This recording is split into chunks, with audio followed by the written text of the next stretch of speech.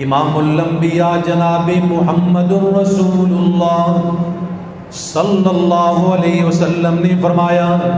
سیدنا انس بن مالک رضی اللہ تعالیٰ عنہ حدیث کے راوی ہیں، کہتے ہیں رحمت کائنات نے فرمایا،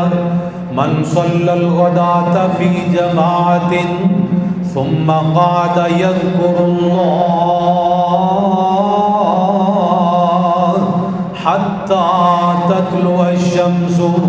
ثم صلی رکعتین کانت له کاجر حجۃ وعمرۃ۔ اللہ اکبر کبیرہ۔ رحمت کائنات نے فرمایا،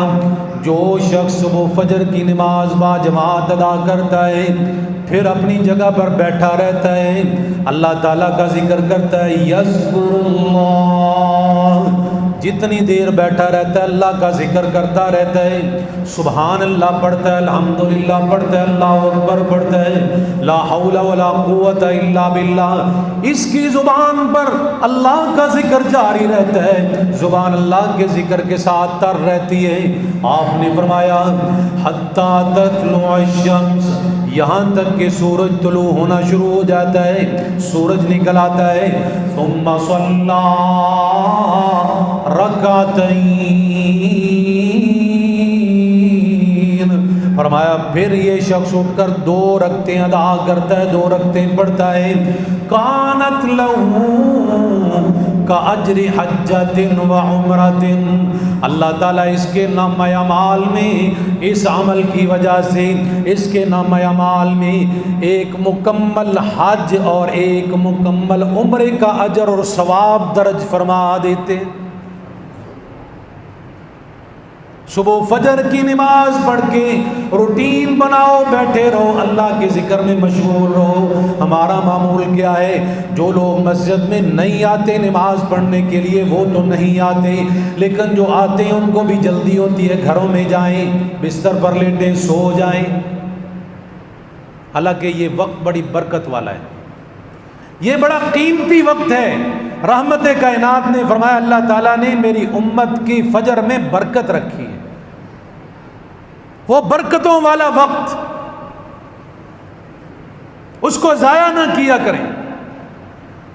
نبی صلی اللہ علیہ وسلم نے فرمایا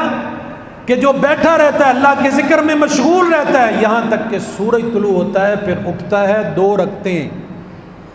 رکعتیں پڑھتا ہے، نماز عشاء کی 2 رکعتیں ادا کرتا ہے۔ رحمت کائنات کی زبان سے نکلے ہوئے الفاظ ہیں جن کے متعلق ہمارا یہ عقیدہ ہے کہ اللہ کے نبی صلی اللہ علیہ وسلم خود نہیں بولتے جب تک اللہ تعالیٰ آسمان سے وحی نازل نہ فرمائے۔ وما ينطق عن الهوى ان هو الا وحی یوحى، اللہ نے خود اس بات کی گارنٹی دی ہے، میرا محبوب اتنی دیر تک نہیں بولتا جب تک میں آسمان سے اپنے محبوب پر وحی نازل نہ کروں۔ آپ نے نبوت والی زبان سے فرمایا، کانت لہ کاجر حجۃ وعمرۃ، اللہ تعالیٰ اس کو اتنا بڑا اجر دیتا ہے کہ حج کرنے والا حاجی اور عمرہ کرنے والا معتمر، جتنا اجر اللہ تعالیٰ ان کو عطا کرتے ہیں اتنا اجر گھر بیٹھے، مسجد میں بیٹھے، اللہ کے گھر میں بیٹھے چھوٹا سا عمل کرنے کی وجہ سے اللہ تعالیٰ اتنا بڑا اجر نامہ اعمال میں درج کرواتے۔